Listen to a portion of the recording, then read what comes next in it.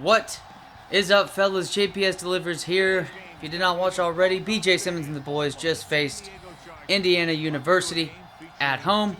6-0 before the game. You'll have to watch to see if they make it to 7-0. Most likely, yes. But now it's a moment of truth. We said it last week with Pittsburgh Steelers in the divisional round of the AFC playoffs. Now, it's giving me feels of... So we're heading into San Diego, going up against, I think it was a 13-3 team. So very, very similar to San Diego around this time in the AFC Championship with Tom Brady and the boys came on in and beat them in San Diego. And that was basically the same team.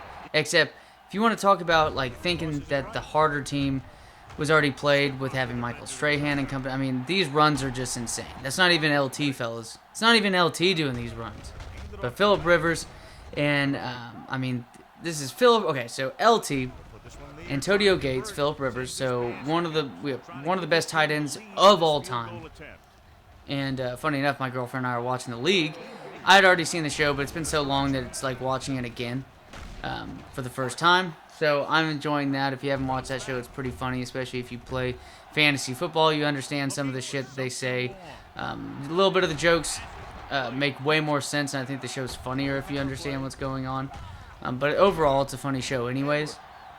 But it was actually an Antonio Gates episode, so it was actually pretty funny considering playing this game. But this is Antonio Gates, a young Phillip Rivers, LT, possibly, at this moment, the best performing running back of all time. When you think of the touchdowns, his usage, in the video game itself this season, going into this game, knowing we need to stop him because he had over, I think it was 2,800 total yards of offense. That's more than guys that's more as if you see some dudes that win the Heisman for being all-purpose yards and whatnot. You have a guy with 2,000, 2,300 all-purpose yards. That's the Heisman in college football. This guy had 2,800. But we're having to come in just trying to shut down this offense. It helps a ton with Phillip Rivers because he's not quite at his peak at all, in my opinion. I think that happens 5 or 6 years later, but then it just quickly has a downfall. But no, Vincent Jackson isn't a stud yet. But they do have Terrell Owens. So they have LT, Antonio Gates, T.O. now on this offense with already an impressive-ass offensive line, good linebackers, solid defensive line, and they have Nathan Vasher. Pretty sure they have Cromartie on this team as well. There's another cornerback, I think. Was it just Nathan Vasher that went to Texas? I don't know. I could have sworn they had two really good cornerbacks. But, it is what it is. But we're having to come in, just giving me a lot of feels of us being the Patriots. However, though, for sure I'd say I'd still favor the Patriots in that game over the Chargers. But I would definitely favor the Chargers in this game going into this. But we're already smacking this team. Our defense, and this is a team that's not even, on the same, attribute, overall level, overall ratings as a lot of the teams we have for the fantasy franchises. Again, this is supposed to be a rebuild, but this team gels so well together. Mario Williams, already 90 overall. That makes sense. You get a guy like him as the first overall pick. He should be. Chase Young should be 90 overall next season. That dude's that good. Those type of players like that, he's already kicking ass. Owen Daniels is already made. This is technically the season that Owen Daniels comes into the next year in Madden 08, ranked as the best tight end on this team. Now, Putzier or Putzar, whatever the fuck you want to say, two in the pink, one in the stink, whatever you want to say about that tight end's name. That guy, he's having a well of a game here, but Owen Daniels gets involved too. And they do have good cornerbacks because Andre Johnson doesn't have that good of a game. But we're already, just smoking this team. 17-3. This defensive line just goes so well together. We got old defensive tackles, so we're going to have to change that up a little bit. But Weaver and Mario Williams are really giving me just that vibe of what Dwight Freeney and Robert Mathis were around this time. Younger, especially Mathis at that point. Younger out of the two, but two stud defensive ends. Weaver, not nearly as athletic as Freeney, and Mathis. But Mario Williams is just as athletic as those dudes. Mario Williams. I mean, if you want to go back to that draft, Mario Williams, it was laughed at that he was the first overall pick. Turned out to be one hell of an overall pick, considering all the huge names that lots of people said line them up. They could be the #1 overall pick.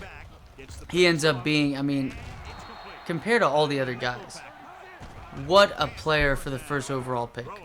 But now we deal with not only Mario Williams, but we have what I can proudly say, franchise quarterback, former #1 overall pick, having a decent offensive line to have on his side now, and his legs are showing a little bit. I know he gets chased down here, but he doesn't have like 70 speed.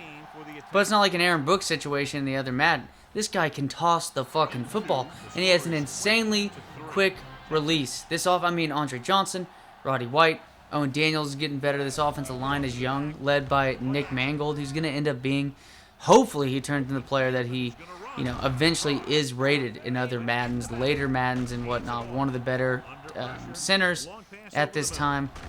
It's really panning out, and you have a secondary that Mr. Walker out of Texas A&M with that interception earlier.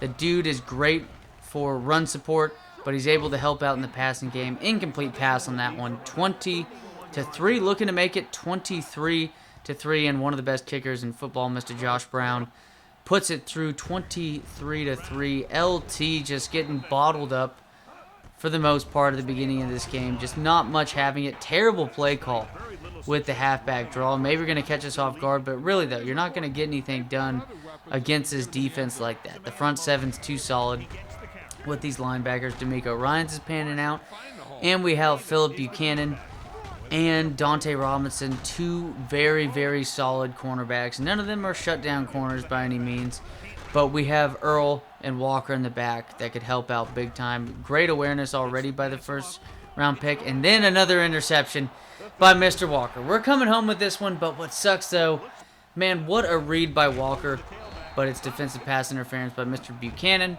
on that one.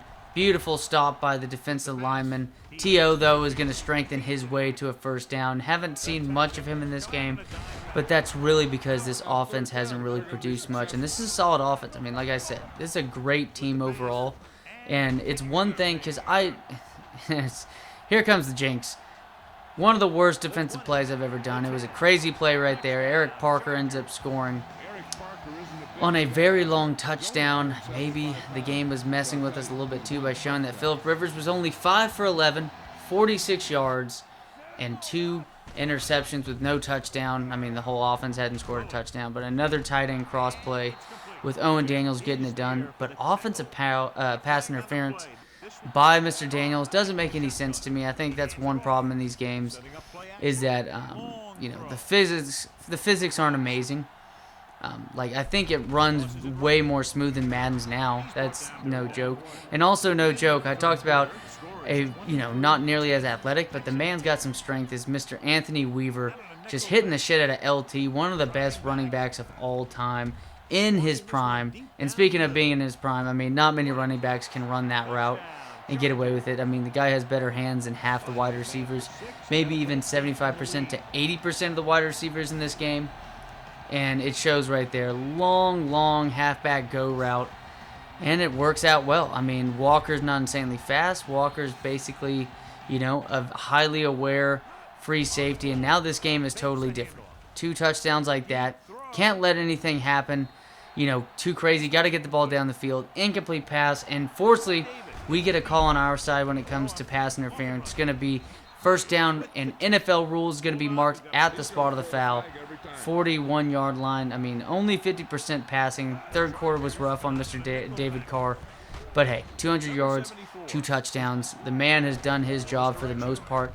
It's now up to this running game, which hasn't been all too smooth leading up to this point. Now 3rd and inches, though, I feel like some of the best runs in this game have been the fullback, and it will be the fullback later on. But just a little fuck-up right here. Well, 2 fuck-ups. Delay of game. And then now it's going to be 3rd and 26. David Carr gets sacked on that play. Going to try to throw it down the field to Mr. Andre Johnson. Too much juice on that one. Not great positioning by Andre. But hey, we still got one of the best kickers in football. Puts it through, makes it now a 2-possession game, 9 points. What's Phillip Rivers and this offense going to do? Incomplete pass, nice play by Walker. And it's going to be our ball once again. Dominic Davis, though, going to get a nice run. And for some reason, they're going to keep the clock running on this. And I'm just going to keep on running the clock at this point. Another great fullback dive. Is just a lot of attention to the outside since the play action was working so well, which was my guess. Then Owen Daniels wide open. I guess Cook got a little tired. Cook got a little cooked.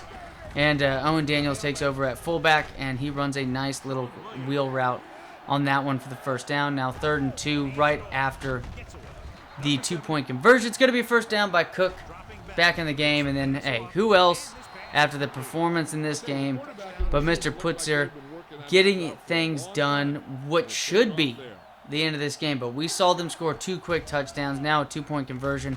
No one's there, and you know damn well Mr. Williams up the middle ain't going to catch anybody. It's going to be 2 more points, now 34-17, 3-possession game. And it's going to have to be a perfect 3-possession game, being a field goal in this one, as well as 2 touchdowns that are needed. Dante Robinson, though, just too fast. Him and Buchanan, I think, are great. I think that's the trick. If you want to have a defense that, you don't want to automatically spend money on one of the better players and feel like, I have that feeling I don't want to spend, and have, like, a great deal of, like, amazing players. It's fun, but if you want to play competitively, and it just, the salary cap doesn't make too much sense. You're seeing some crazy teams. That should have been an interception by Mr. Dickerson, the rookie cornerback for this team, who's actually a pretty good nickelback on this one, unlike the band. But what I was saying is that if you want to get a couple players that can help your defense out, I think a quick tip is that basically just not many attributes factoring into these players that are any different. Like, that's the one thing about the new Maddens. Do different things like man coverage, zone coverage, different types of, attributes within the same kind of like category or family of attributes. To where this one, you just need to have a guy that has good awareness and great speed, and he's going to be a great cornerback. Doesn't matter if he's 89 overall. I've had, that's the problem with Charles Woodson. As they're getting older, these cornerbacks, they might be, 94 overall, but if they got like 88 speed, they're going to get burned by some of these guys. And speaking of getting burned, is the AFC. We won our division, beat the Baltimore Ravens. Might have been different with Ray Lewis, but who gives a fuck? Go through the AFC North, beat the Pittsburgh Steelers, beat one of the better offenses of all time through this San Diego team with T.O. And we're on the way to the Super Bowl. Later, fellas.